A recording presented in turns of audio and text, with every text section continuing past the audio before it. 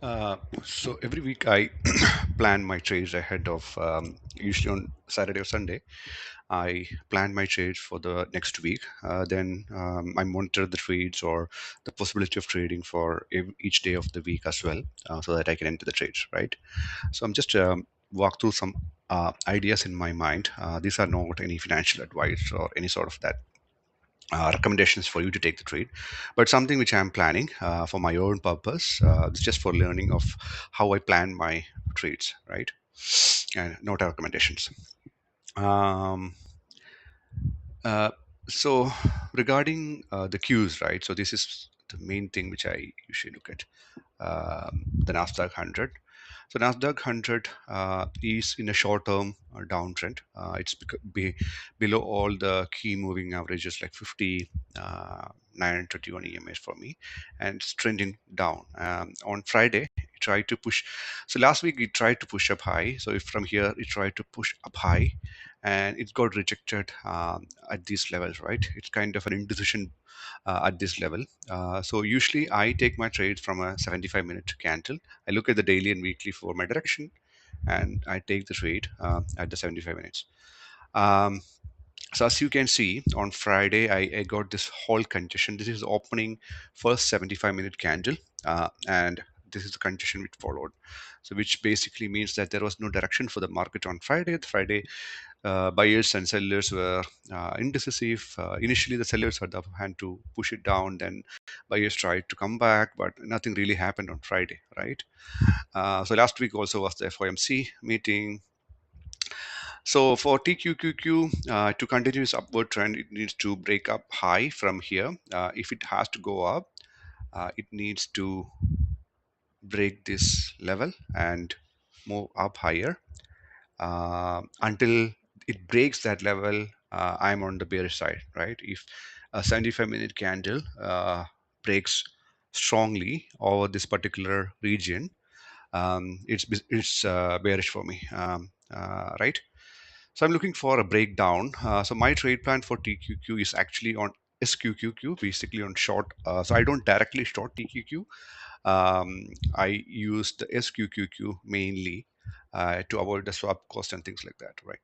So, but the idea is that QQQ is going to, if the QQQ breaks this level, this particular level, so from if it breaks down, moves down here, then and moves up to here, right? Once it break down, it moves up to this region.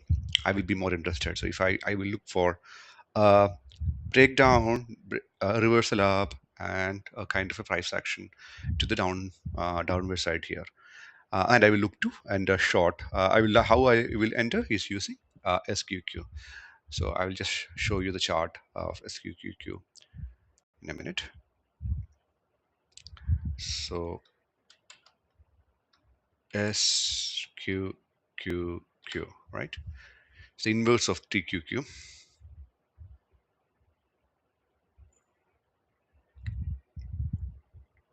Yeah, so I will be looking for a break of this level.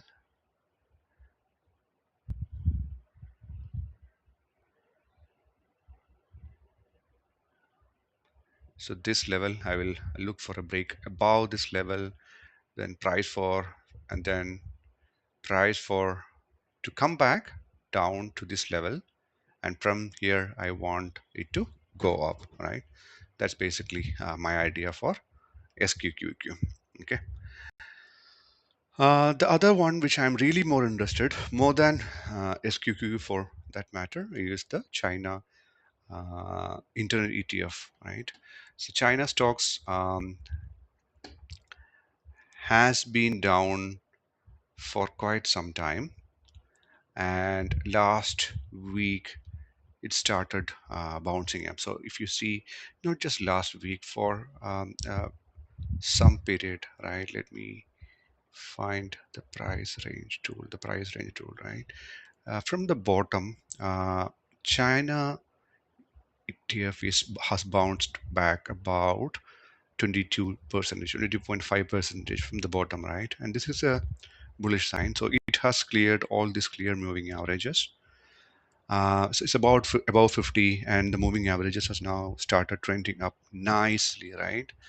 Uh, it has moved up, cleared the prior short-term swing high, and now it needs to take out these levels as well. Once it take out this particular candle here, it will get a good, really good setup. But for an early entry, I always like to do early entries, right? Because it offers me the greatest risk reward.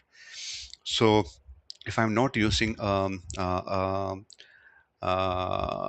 ETF, so KWEB is the direct ETF, and CWEB is the basically the leveraged ETF. So if I'm going to, so depending on price action on my risk tolerance level, and how much the price is moved and prices came up, all those things, I will decide whether to play KWEB or CWEB. But I'm definitely looking for this particular ETF to move up a higher and bounce back, or directly come back to this 9 EMA. So I'm looking to play this from the 9 EMA. I need this ETF to retrace back to the 9 EMA nicely, and I will try to enter on 75 minutes. Once it comes back to the 9 EMA, I will look for price action, mostly somewhere here, right? If it comes down and I look for price action here, I will enter that trade with a stop loss below the recent swing lows, either here or depending on how bullish the candle. If the candle gives me enough confidence, then I will put the stop loss below that candle in this region. Otherwise, I will look for uh, buy with somewhere here, the stop loss, or even here, right? I will manage my risk accordingly. The other interesting, the important, the other way to play for me to play is using CWEB, because it gives me the 2x leverage and more volatility, right?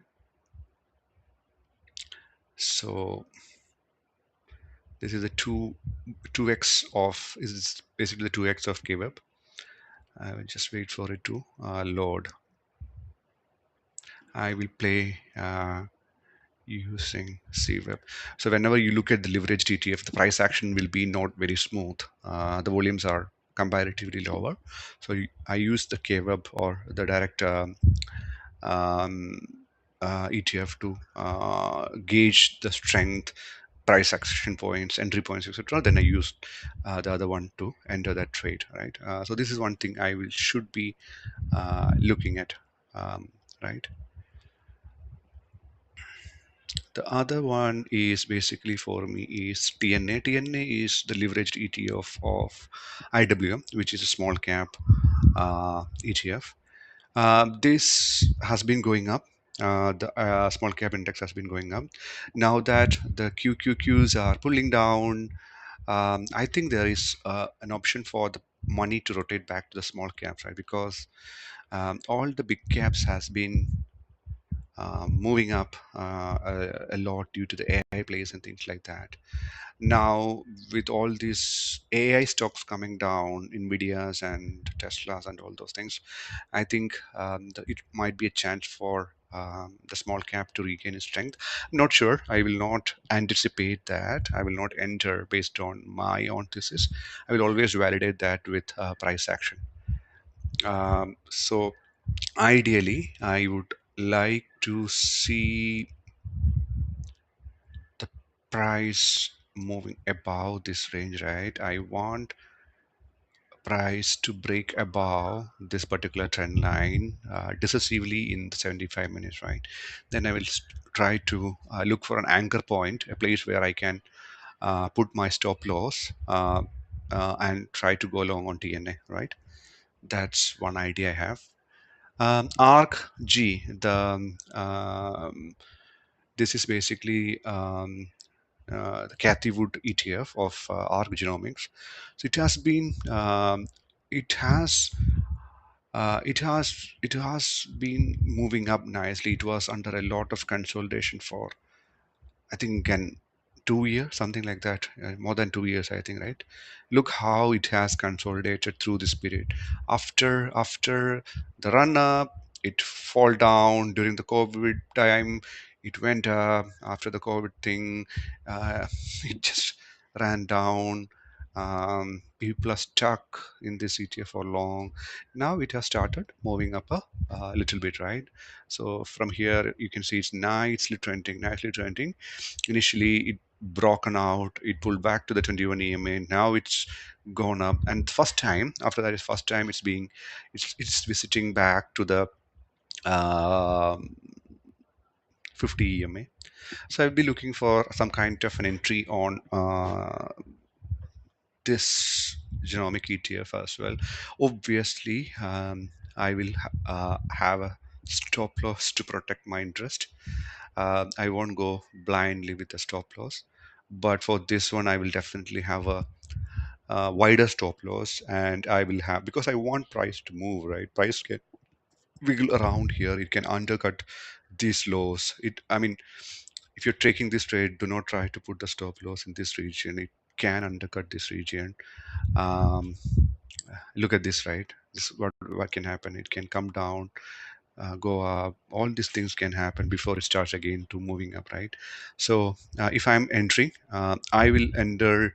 Uh, I will make sure I am pricing it rightly. I won't enter at one shot. I will try to buy a bit by bit here till my desired position size is reached within the levels of, if I'm putting my stop loss at this level 31, 32 levels, I will ensure I'm not losing a lot of money if it breaks down all the way down to this particular region. I will um, position size it accordingly to play that move up. So I think it can go up from here, but it's not a short-term trade. It's a larger swing trade. From 38, I think it can go up to uh, at least these levels, right? I mean, it can go up to any levels, but I think I should target a 2x, like a 70 region. From 38, I could easily target to this region, 70 regions. So I will position it accordingly. I will manage my risk accordingly. Yeah, that's the important part, risk management. Without that, there's no point in knowing which ETF to trade and things like that. Again, these are not recommendations. These are just my own way of explaining my thoughts here in the YouTube channel, so that I follow my own thesis, things like that. Do your own research and make your own trades. Don't follow me. Just for this, only for the education purpose. Thank you.